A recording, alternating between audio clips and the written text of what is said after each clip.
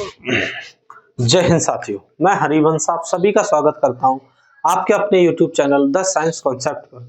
साथियों, आशा करता हूं आप बहुत अच्छे होंगे और अपनी तैयारी बहुत ही शानदार व जबरदस्त तरीके से कर रहे होंगे।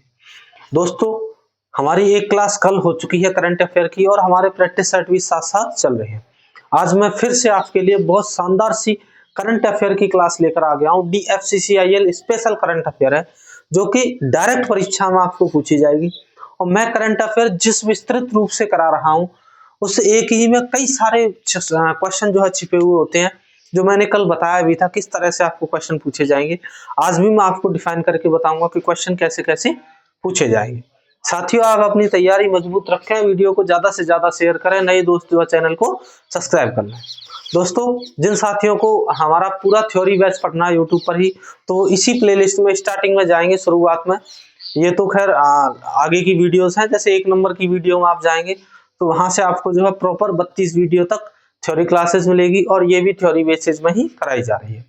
दोस्तों, जो करंट अफेयर है मैं वो लगभग अभी जो मैंने करंट अफेयर कलेक्ट की है वो 4 से 5 क्लासों में कंप्लीट हो जाएगी।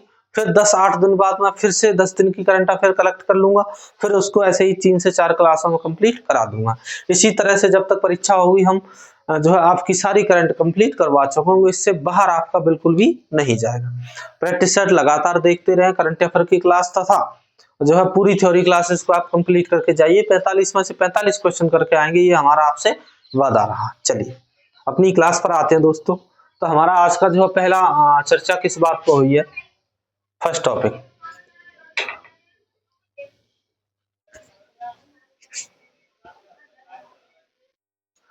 जो है आरपीएफ और राष्ट्रीय महिला आयोग का जो समझौता किया गया है। चलिए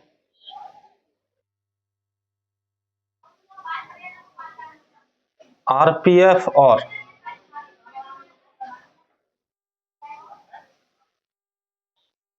राष्ट्रीय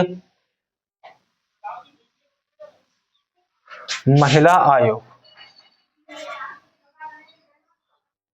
इनका जो है एक संयुक्त समझौता हुआ है साथियों। संयुक्त समझौता किस बात पर हुआ है, किन चीजों की चर्चा हुई है? ये 30 जुलाई 2025 को हुआ है। ये 30 जुलाई 2025 को ये जो है समझौता इनमें किया गया है। अब ये क्या क्या कार्य करेंगी समझौते के तहत, उन चीजों की जो है बात करेंगे। तो ये मानव तस्करी के खिलाफ एक लिया गया संकल्प है। ये किस क्या है ये? तो ये मानव तस्करी, मानव तस्करी के खिलाफ, मानव तस्करी के खिलाफ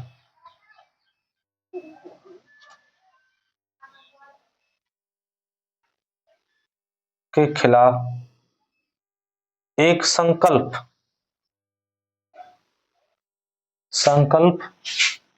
लिया गया है कि भाई विश्व भर में जो मानव तस्करी हो रही है उसको रोकना है। यह जो है एक लिया गया है विश्व मानव तस्करी दिवस। ये कब लिया गया था ये संकल्प, कि जो विश्व भर में मानव तस्करी हो रही है उसे रोकने के लिए संकल्प लिया गया है, जो कि विश्व मानव तस्करी दिवस, तस्करी दिवस या कह सकते हैं रोकथाम दिवस, रोकथाम दिवस, जो कि मनाया जाता है आपका 30 जुलाई को। कब मनाया जाता है ये? 30 जुलाई को यह संकल्प लिया गया,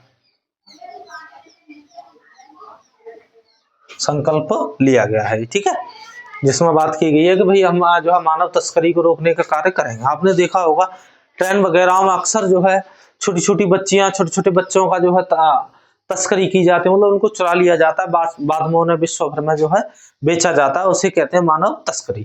तो विश्व मानव तस्करी रोकथाम दिवस 30 जुलाई को मनाया जाता है। इस दिन आरपीएफ और राष्ट्रीय महिला आयोग द्वारा यह समझौता किया गया कि भाई हम इसको रोकने का कार्य करेंगे। ठीक है, चलिए आगे इसमें जो है क्या क्या रहा है, राष्ट्रीय महिला आयोग की अध्यक्ष कौन कौन उपस्थित है, तो देखिए राष्ट्रीय महिला आयोग की अध्यक्ष, राष्ट्रीय महिला आयोग की अध्यक्ष विजया किशोर, राष्ट्रीय महिला आयोग की अध्यक्ष विजया किशोर शामिल रही इसमें। और यह समझौता जो है दिल्ली में किया गया था, जिसमें आरपीएफ के महानिदेशक, आरपीएफ के महानिदेशक, आरपीएफ के महानिदेशक मनोज यादव, मनोज यादव, इन दोनों के बीच जो है समझौता हुआ है। और यह समझौता दिल्ली में संपन्न हुआ है। यह समझौता दिल्ली में संपन्न हुआ है। ठीक है भाई, यह आप बात याद रखेंगे, बिल्कुल हूबहू डायरेक्ट परीक्षा में पूछे जाने वाला क्वेश्चन है। ठीक है, क्वेश्चन का माध्यम क्या रहेगा कि आरपीएफ और राष्ट्रीय महिला आयोग के संयुक्त समझौता किस तारीख को हुआ, तो आप बताएंगे 30 जुलाई को। या आपको ऐसे पूछेगा कि बताइए आरपीएफ और राष्ट्रीय महिला आयोग संयुक्त समझौते में किस बात पर बल दिया गया, तो मानव तस्करी के खिलाफ जो है, रोकथाम के खिलाफ जो संकल्प लिया गया था। ये किस दिन के उपलक्ष्य में हुआ था, तो ये विश्व मानव तस्करी रोकथाम दिवस के उपलक्ष्य में हुआ था, जिसे 30 जुलाई को मनाया जाता है। उस दिन यह संकल्प लिया राष्ट्रीय महिला आयोग और आरपीएफ के द्वारा कि भैया हम जो है विश्व भर में जो मानव तस्करी हो रही है उसको रोकने का काम करेंगे। और यह जो एक समझौता हुआ है, इससे विश्व भर में जो है बहुत ज्यादा प्रभाव पड़ा है, जिसके कारण पूरे विश्व में ऐसी जो है स्थितियां देखने को बन रही है कि सभी अपने अपने जहां पर ये पहले स्टार्ट कर रहे हैं हर देश में, ताकि मानव तस्करी को जो है रोका जा सके। इस बीच जो है इसमें राष्ट्रीय महिला आयोग की अध्यक्ष विजया किशोर शामिल रही तथा आरपीएफ के महानिदेशक मनोज कुमार यादव जो है इसमें शामिल रहे। और यह समझौता जो है दिल्ली में संपन्न हुआ है, अर्थात दिल्ली में यह समझौता कराया गया। ठीक है भाई, चलिए जिसका आरपीएफ का जो हेडक्वार्टर जो है, आरपीएफ का हेडक्वार्टर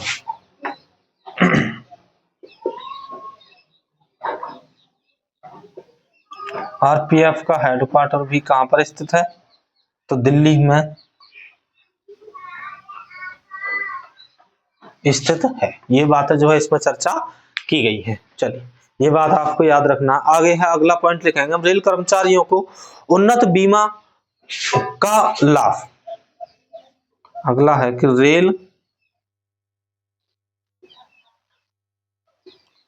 रेल कर्मचारियों को उन्नत बीमा का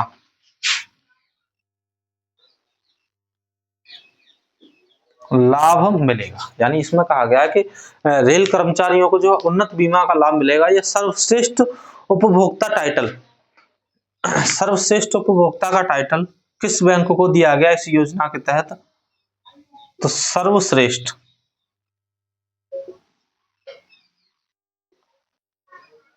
उपभोक्ता का टाइटल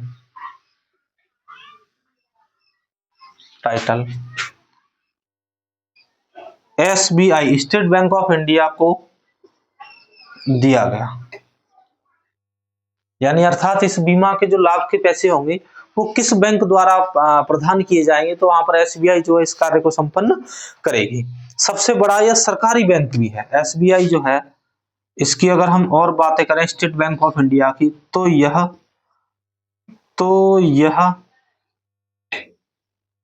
सबसे बड़ा सरकारी बैंक है।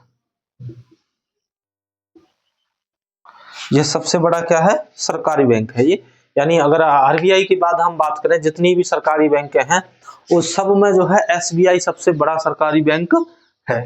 ठीक है, चलिए नेक्स्ट आगे बात करते हैं। इसमें रेलवे बोर्ड के अध्यक्ष व मुख्य कार्यकारी अधिकारी सतीश कुमार ने जो है यहाँ पर यह निर्णय लिया गया है। किसने निर्णय लिया है ये,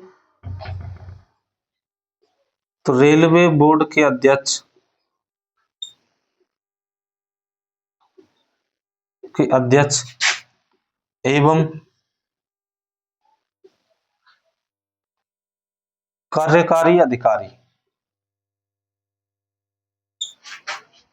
सतीश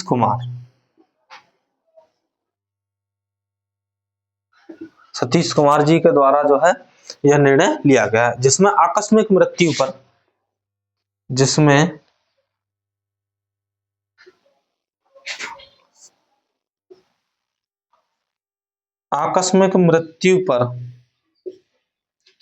₹1 करोड़ आकस्मिक मृत्यु पर 1 करोड़ रुपए दिए जाएंगे। यानी कोई भी रेलवे से संबंधित जो है कर्मचारी है, अगर उसकी आकस्मिक मृत्यु होती है, रेलवे दुर्घटना के तहत कोई भी मृत्यु होती है, उस व्यक्ति को जो है 1 करोड़ रुपए दिए जाएंगे, जो यह फंड जो है प्रोवाइड किया जाएगा एसबीआई बैंक के द्वारा। ये इस जो है रेल कर्मचारियों को उन्नत बीमा लाभ में जो है ये बात की गई है। 1.6 करोड़ का इसमें एक बात और भी हुई है कि अगर बात तो हवाई दुर्घटना में हो, हवाई दुर्घटना में यही जो है राशि 1.6 करोड़ की होगी, 1.6 करोड़। ठीक है भाई, बीमा राशि। लेकिन वो व्यक्ति कौन होना चाहिए? रेलवे कर्मचारी होना चाहिए। ठीक है, चलिए नेक्स्ट अगला टॉपिक है, इसी में बहुत शानदार व जबरदस्त टॉपिक है, DFCCIL का 20वां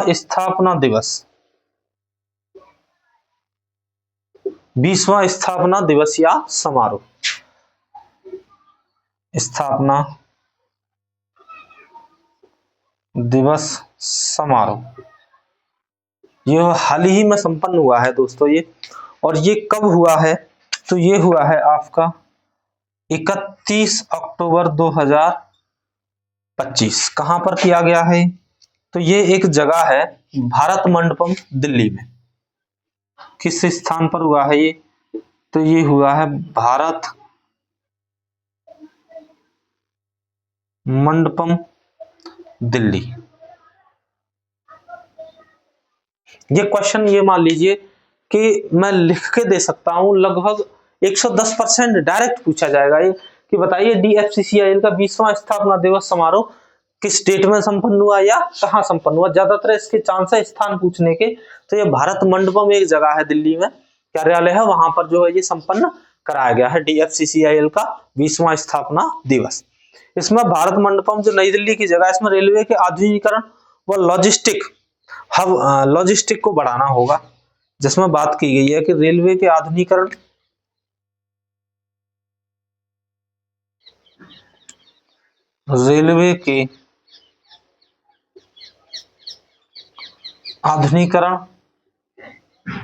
और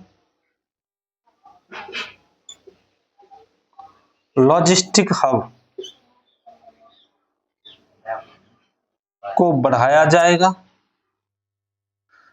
इसमें यानी ओवरऑल जो 20 वर्ष हो गए हैं DFCCIL को, उस 20 वर्षों में जो है क्या क्या कार्य हुआ है, कितनी जो है कार्यरत आगे उन्नत रही है, इन सभी की जो है वहां पर चर्चा की गई है। बहुत शानदार हुआ है ये, आप चाहें तो इसको YouTube पर भी देख सकते हैं। ठीक है, जिसमें वित्त वर्ष 2024-25 औसतन 381 मालगाड़ियां प्रतिदिन संचालित हो रही हैं। इसमें कहा गया है कि वित्त वर्ष 2024-25 में 24-25 में प्रतिदिन औसतन 381 मालगाड़ियां संचालित हो रही हैं। 381 मालगाड़ियों का संचालन हो रहा है। ठीक है भाई DFCCIL बनाई इसलिए गया है ताकि जो पहले रेलगाड़ियों से संबंधित जो समस्याएं आती थी, जैसे कि मान लीजिए कहीं पर पैसेंजर गाड़ी खड़ी हुई है ट्रेन, तो तो वहां पर रेलगाड़ियों को कई कई दिन तक खड़ा होना पड़ता था मालगाड़ियों को। तो स्थिति में इसके लिए DFCCIL डेडिकेटेड फ्राइट कॉरिडोर के द्वारा एक स्पेशल रूट का निर्माण किया गया है ताकि इनको समय से चलाया जा सके और भारत में लॉजिस्टिक लागत को जो है कम किया जा सके। लॉजिस्टिक लागत का मतलब होता है जो आने जाने का खर्च होता है उस चीज को कम किया जा सके, क्योंकि ट्रकों के माध्यम से जो चीजें मंगवाई जाती है उनके खराब होने के ज्यादा चांस रहते हैं, तो समय ज्यादा लगता है और लॉजिस्टिक लागत भी ज्यादा हो जाती है। उस स्थिति में इनको कम करने के लिए DFCCIL का गठन किया गया था। ठीक है, चलिए आगे। 1.39 लाख गाड़ियों ने रिकॉर्ड सफर तय किया है, यानी इतने समय में 1.39 लाख गाड़ियों ने रिकॉर्ड सफर तय किया। लाख गाड़ियों ने रिकॉर्ड सफर तय किया है अब तक। ये बात भी देश की सबसे लंबी मालगाड़ी, इसी में पॉइंट कहा गया है कि देश की सबसे लंबी मालगाड़ी, क्या नाम है इसका? रुद्रास। सबसे लंबी मालगाड़ी रुद्रास।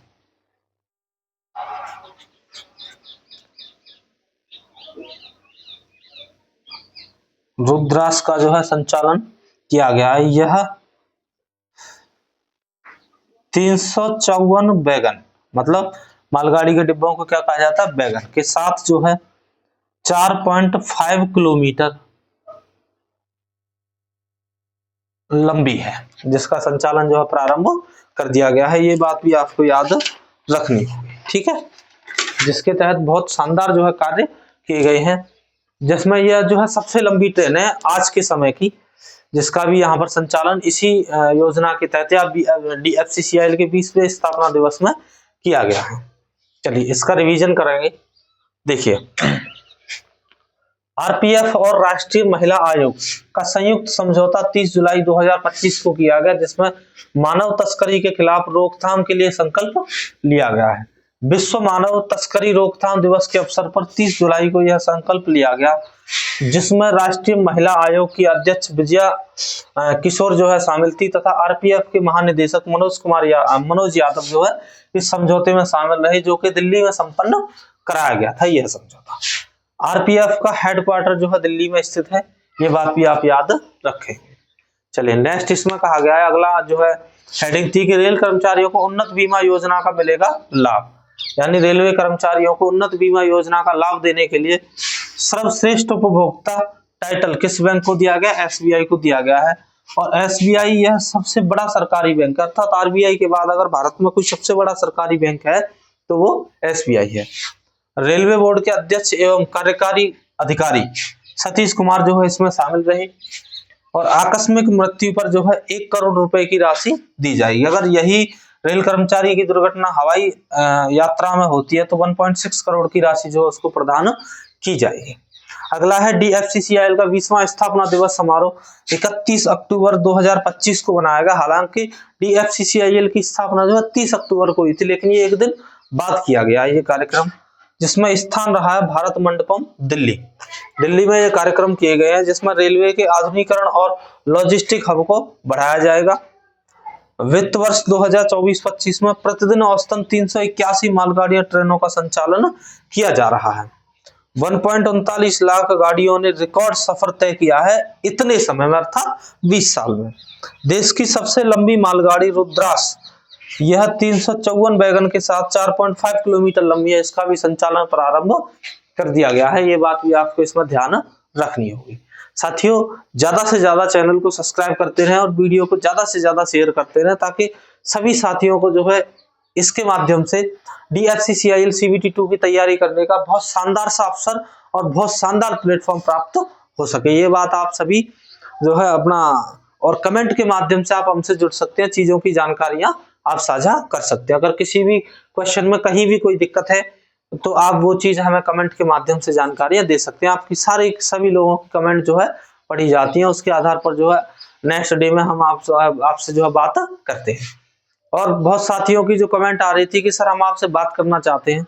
अगर दोस्तों आप हमसे बात करना चाहते हैं, हमसे जुड़ना चाहते हैं, तो उसके लिए आप जो है हमारा टेलीग्राम चैनल ज्वाइन करेंगे the science concept bye Harivansh, जिसका लिंक जो है वीडियो के डिस्क्रिप्शन में दिया गया है। वहां से आप हमसे जुड़ सकते हैं और पर्सनली मैसेज करिए, हम आपसे बात करेंगे। आपको जो भी समस्या है DFCCIL CVT2 को लेकर, वो सारी समस्या आपकी सॉल्व की जाएंगी। चलिए अपने नेक्स्ट टॉपिक पर आते हैं। इसके बाद है आपका, इन क्लासों को आप हैंड रिटन अपने नोट्स में बनाते चलें, ताकि आपको रिवीजन के साथ साथ जो है पीछे इनको रिवाइव कर सकें। चलिए ये मैं रफ करता हूँ, आप साथ साथ अपने स्क्रीनशॉट भी ले लिया करिए अगर आप साथ साथ नहीं उतार पाते हैं तो। नेक्स्ट आगे हमारी जो है अगला टॉपिक होगा DFCCIL करंट के बहुत शानदार से शानदार क्वेश्चन लेके आया हूं मैं, जो कि एक विस्तृत रूप में है, अर्थात कुछ भी छोड़ा नहीं जाएगा। आपके जो है 45 क्वेश्चनों के मार्क्स हैं, 45 में से 45 जो है लाने का यह जो है कोर्स आपको कराया जा रहा है। चलिए आगे बात करेंगे संसद में भारतीय रेल। देखिए अगला टॉपिक है आपका संसद में भारतीय रेल।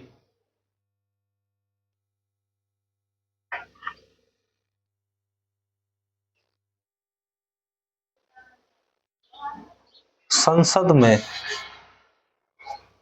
भारतीय रेल, देखिए इसका मतलब ये है कि संसद में भारतीय रेल पर जो है अश्विनी वैष्णव जी से बहुत सारे सवाल किए गए, उन सवालों का जो है जवाब दिया गया है।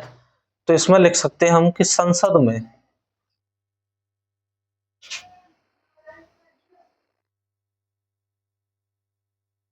में अश्विनी वैष्णव से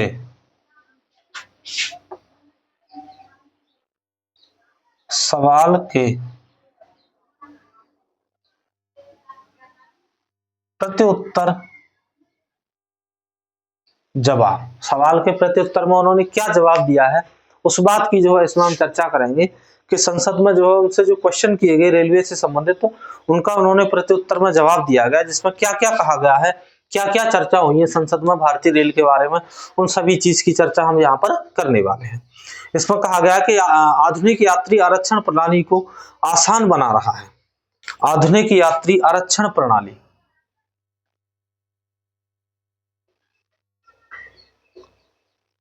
आधुनिक यात्री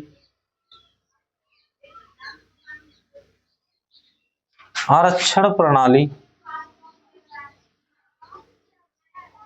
को आसान बना रहा है, या ऐसे कर सकते हैं आसान बनाने के लिए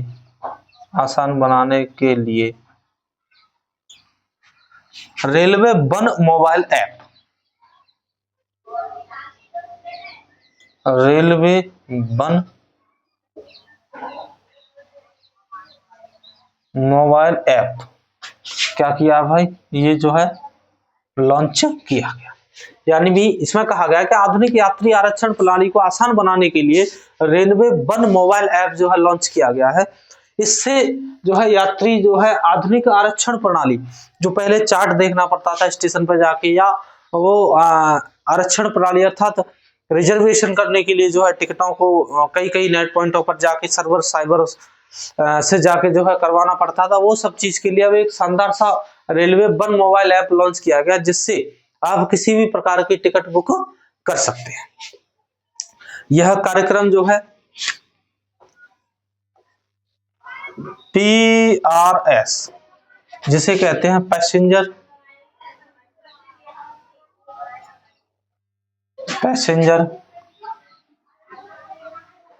रिजर्वेशन सिस्टम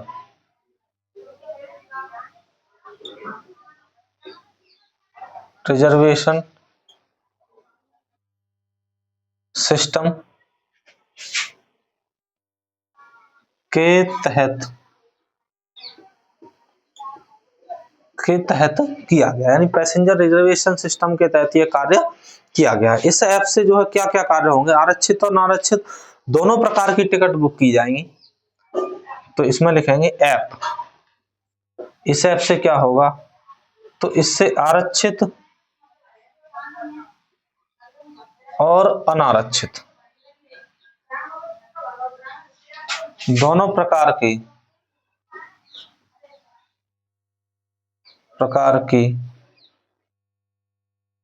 टिकट बुकिंग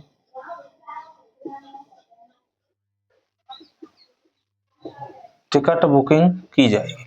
यानी रिजर्वेशन व सामान्य टिकट, इससे किसी भी प्रकार की टिकट को बुक किया जा सकेगा। आरक्षण टिकट की अवधि 120 दिन से अब 60 दिन कर दी गई है। आरक्षण टिकट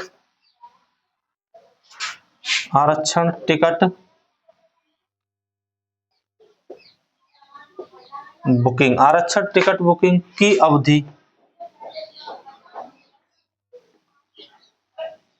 120 दिन से घटाकर 60 दिन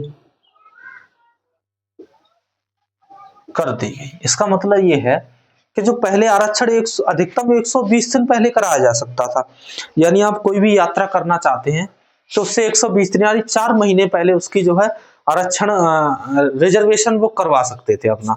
लेकिन क्या होता था पहले कि मान लो 4 महीने पहले कोई भी रिजर्वेशन करवाया, लेकिन उसके बाद जो व्यक्ति उस यात्रा पर जाने वाले थे उन व्यक्तियों को आकस्मिक कोई दिक्कत हो गई या प्लान चेंज हो गया या नहीं जा रहे, तो इस स्थिति में ट्रेन बुकिंग कैंसिल करनी पड़ती थी और बाद में नई बुकिंग करने में रेलवे को बहुत ही दिक्कत होती थी। तो हो सकता है वो ट्रेन, वो कोच या वो सीट जो खाली जाए, तो ऐसी स्थिति में उसको घटाकर 120 से 60 दिन कर दिया गया है। यानी अब आप अधिकतम 60 दिन पहले जो है टिकट बुक कर सकते हैं ताकि वो यात्री उस यात्रा को कर सके। ठीक है, ये बात इसमें कही गई है और ये चर्चा हुई है, ये बात कही गई 1 नवंबर 2024 को। 1 नवंबर 2024 से यह बात जो है लागू की गई है। ठीक है, यानी अब जो है 60 दिन पहले ये आप टिकट बुक कर पाएंगे। चलिए आगे, वर्तमान में PRS प्रति मिनट लगभग 25,000 टिकट बुक हो रही है। इसमें वर्तमान में PRS के द्वारा प्रति मिनट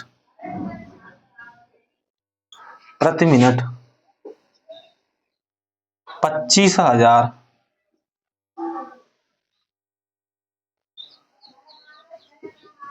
टिकट बुकिंग की क्षमता है। यानी एक दिन में 25,000 टिकट बुकिंग कर सकता है। लेकिन नई प्रणाली में PRS प्रति मिनट 1 लाख टिकट बुकिंग कर सकता है। यानी कि नई PRS प्रणाली में प्रतिदिन 1 लाख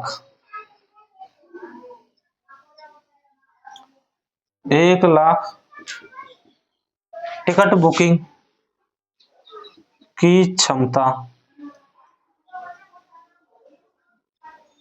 और रखी गई है। यानी अब यह 1 मिनट में जो है 1 लाख प्रतिदिन, एक दिन में 1 लाख तक जो है रिजर्वेशन टिकट की बुकिंग कर सकता है ऑल ओवर भारत में कहीं भी। ठीक है, चलिए ये भी आपका एक शानदार सा क्वेश्चन है।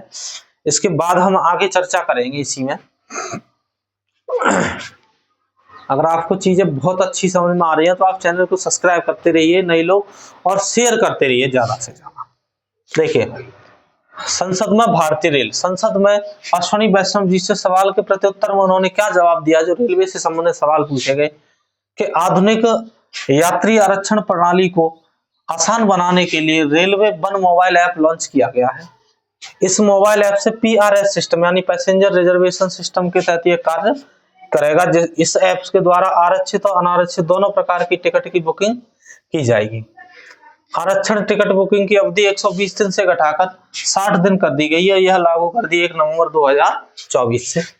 वर्तमान में PRS द्वारा प्रति मिनट 25,000 टिकट बुकिंग की क्षमता थी, परंतु इसको बढ़ाकर अब नई PRS प्रणाली में प्रतिदिन 1 लाख टिकट बुकिंग की क्षमता को बढ़ा दिया गया है। ये बहुत शानदार काम हुआ है, जिसमें अब जो है टिकट बुकिंग करते समय ज्यादा दिक्कत नहीं आएगी, चाहे वो रिजर्वेशन हो और चाहे वो अनरिजर्व टिकट हो। ठीक है, चलिए आगे चलेंगे। अगला पॉइंट है इसी में,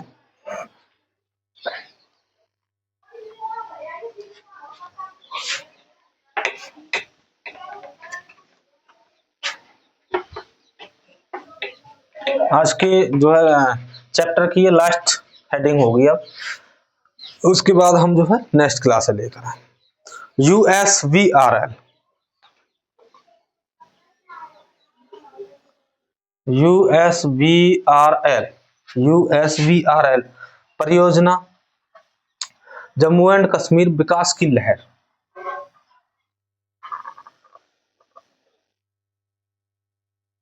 परियोजना जो कि कहां पर है, जम्मू और कश्मीर में, विकास की लहर। ठीक है, चलिए ये परियोजना का फुल नाम क्या है देखिए।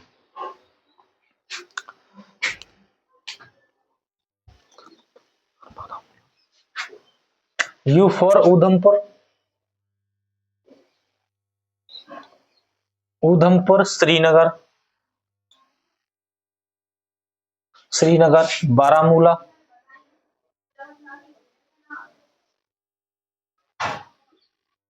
रेल लिंक परियोजना, रेल लिंक परियोजना, उधमपुर श्रीनगर बारामूला रेल लिंक परियोजना, ये इसका पूरा नाम है। इससे जम्मू एंड कश्मीर में बहुत ज्यादा विकास देखने को मिल रहा है, अर्थात इतना शानदार काम हो रहा है। इसकी टोटल लंबाई, इस परियोजना की जो कुल लंबाई है, कुल लंबाई वो है साथियों 272 किलोमीटर, जो उधमपुर श्रीनगर और बारामूला के मध्य फैली हुई है। उधमपुर श्रीनगर और बारामूला के मध्य। ठीक है, चलिए देखिए इसी परियोजना में जो है चिनाब ब्रिज भी बनाया गया है। इसी परियोजना में कौन सा ब्रिज का निर्माण हुआ है, चिनाब ब्रिज।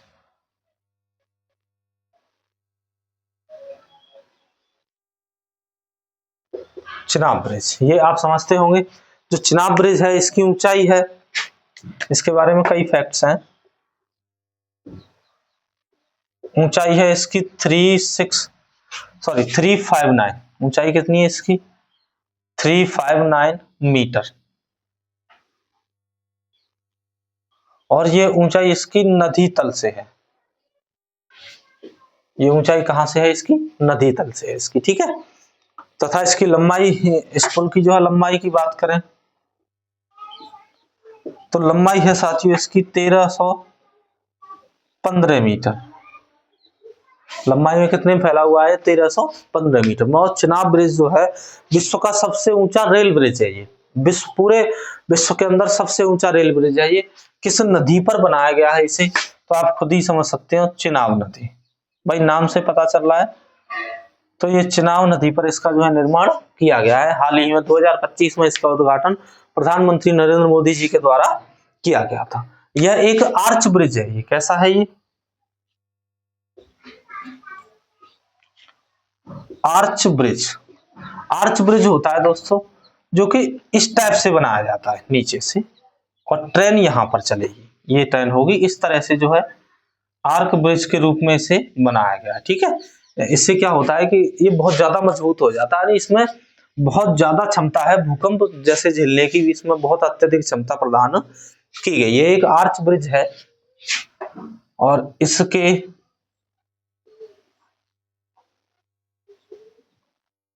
आर्च की लंबाई,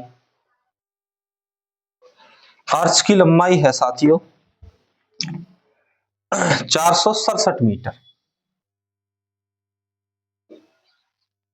467 मीटर। इसी में पॉइंट लिख लीजिए, विश्व का सबसे ऊंचा रेल ब्रिज है, ठीक है। चलिए नेक्स्ट, इसी योजना में एक ब्रिज और निर्माण हुआ है, नाम है अंजी खड्ड रेल ब्रिज, जा वाला है अंजी खड्ड रेल ब्रिज, वो भी इसी परियोजना में हुआ है। यह एक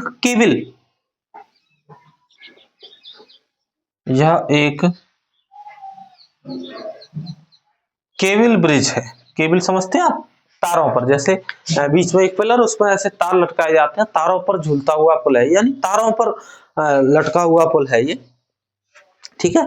यह जो है कहां पर स्थित है, तो सियासी जिला,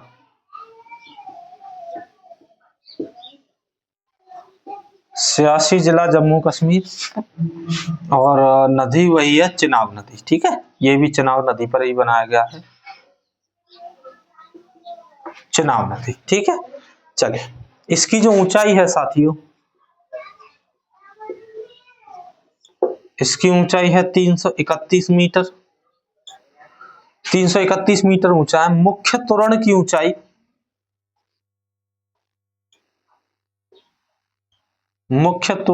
ऊंचाई, वो है दोस्तों 193 मीटर। देखिए, मुख्य तोरण क्या होता है, जैसे कि मान लीजिए ये है पुल, ये पुल है, लेकिन पिलर तो यहां से होंगे इसमें, ऐसे मान के चलिए आप, ये पिलर है, ये पुल में रोड यहां पर है, परंतु इसके बीच में जो है कंक्रीट वगैरह उन चीजों से जो है इसे बनाया जाता है, तो मुख्य तोरण कहते हैं इस जगह तक, यानी इस जगह तक जो इसकी ऊंचाई है वो 193 मीटर है। ये बात जो है इसमें कही गई है, ये बात भी आप याद रखेंगे। चलिए, यह नदी चिनाब नदी पर स्थित है, ये बता दिया चिनाब। चलिए, इसमें अगला पॉइंट लिखेंगे आप, चिनाब ब्रिज का ढलान, चिनाब ब्रिज का जो ढलान तैयार किया है वो किया साथियों आईआईटी बेंगलोर और आईआईटी दिल्ली, आईआईटी बेंगलोर और आईआईटी दिल्ली के द्वारा इसे तैयार किया गया। जो अंजी ब्रिज का ढलान तैयार किया है, ये तो खैर इसमें कोई खास पॉइंट नहीं है, अंजी ब्रिज का ढलान भी महत्वपूर्ण जो है संस्थाओं द्वारा किया गया, लेकिन उनका कोई स्पेशल नाम नहीं दिया गया है। आगे है चिनाब और अंजी खड्ड रेल पुल का निर्माण पर्यावरण को ध्यान में रखते हुए किया गया है, ऐसे लिखेंगे, चिनाब ब्रिज और अंजी खड्ड ब्रिज का निर्माण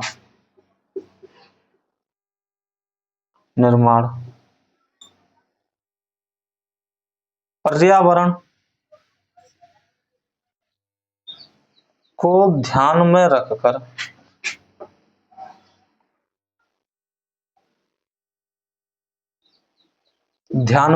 जो है किया गया है, जिसमें राष्ट्रीय पर्यावरण इंजीनियर अनुसंधान संस्थान नीरी, इसमें किसने कार्य किया है, तो देखिए राष्ट्रीय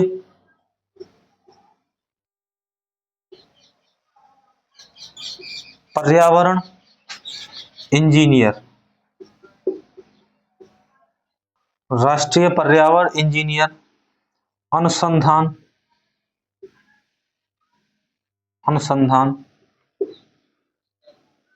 संस्थान नीरी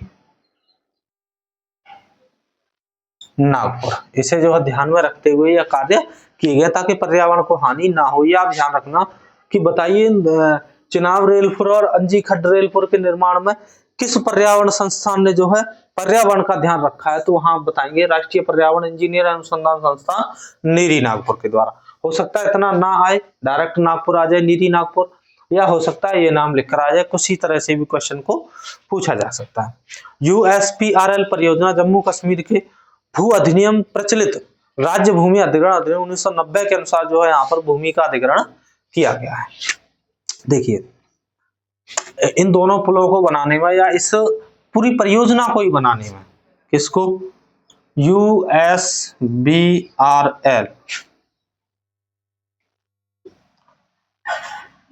परियोजना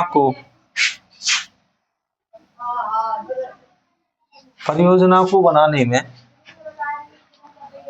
भूमि अधिग्रहण या ऐसे कह सकते हैं राज्य भूमि अधिग्रहण अधिनियम 1990 के अनुसार भूमि का अधिग्रहण जो है किया गया है। ठीक है,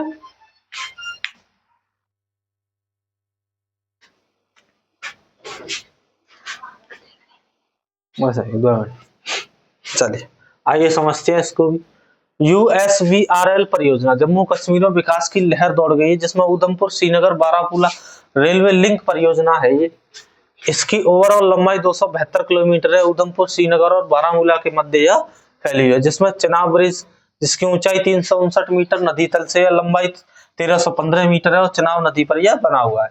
यह क्वेश्चन CBT 1 में पूछा गया था, तो अर्थात इस बार पूछने के चांस न के बराबर है, लेकिन यह क्वेश्चन पूछने के सबसे ज्यादा चांस है इस बार। ठीक है, इसके आर्च की लंबाई 1467 मीटर है। हाँ, यहाँ से पूछ सकता है। यह विश्व का सबसे ऊंचा रेल ब्रिज है। ठीक है, उसके बाद अंजी खट रेल ब्रिज, वो भी इसी योजना में बनाया गया था। यह एक केबल ब्रिज है, यानी केबलों पर लटका हुआ ब्रिज है, जो सियासी जिला जम्मू कश्मीर में चिनाब नदी पर स्थित है। इसकी ऊंचाई 331 मीटर है। मुख्य तोरण की ऊंचाई 193 मीटर है। चिनाब ब्रिज का जो ढलान तैयार किया गया था वो IIT बेंगलोर व IIT दिल्ली के द्वारा तैयार किया गया था। चिनाब ब्रिज और अंडी खच ब्रिज का निर्माण पर्यावरण को ध्यान में रखकर किया गया, जिसमें राष्ट्रीय पर्यावरण इंजीनियरिंग अनुसंधान संस्थान नीरी नागपुर द्वारा इसमें जो है विशेष भूमिका निभाई गई है। USBRL परियोजना को बनाने में राज्य भूमि अधिग्रहण अधिनियम 1990 को लागू किया गया, जिसके द्वारा वहां पर जो है भूमि अधिग्रहण किया गया है। ठीक है, ये था दोस्तों आपका आज की बहुत शानदार सी क्लास, और हमारी जो है करंट की 2 क्लासें हो चुकी हैं, जिसमें मैं बहुत अत्यधिक महत्वपूर्ण टॉपिक शानदार करंट लेकर आया हूं। हमारी जो मैंने करंट का कलेक्शन किया है उसमें लगभग 2 क्लासेज अभी और उपस्थित हैं आपके लिए। 4 क्लास में इस समय पर करंट करा दूंगा, फिर मैं लगभग 10 दिन की या 1 हफ्ते की करंट का कलेक्शन करूंगा, फिर आपको इसी तरह से 4 से 5 क्लासों में करा दूंगा। ठीक है, कोई भी क्वेश्चन बाहर नहीं जाएगा। सारी वीडियोस देख लीजिए आप, चाहे वो थ्योरी क्लासेज हो, चाहे प्रैक्टिस सेट हो, चाहे करंट की क्लासेज हो, सब क्लासेस को अगर आप कंप्लीट कर लेते हैं तो 45 में से 45 की मैं गारंटी देता हूं। बहुत सी जगहों पर आपको 2-4 नंबर काटने की भी गारंटी होगी, लेकिन यहाँ एक भी नंबर काटने की कोई सुविधा है ही नहीं। हमें तो पूरे के पूरे चाहिए आपसे, और ये हमारा वादा है कि कंटेंट में कमी नहीं आने देंगे। पढ़ने का काम आपका है। चलिए साथियों, अब मिलेंगे हम आपको नेक्स्ट क्लास में। तब तक के लिए जय हिंद, जय भारत।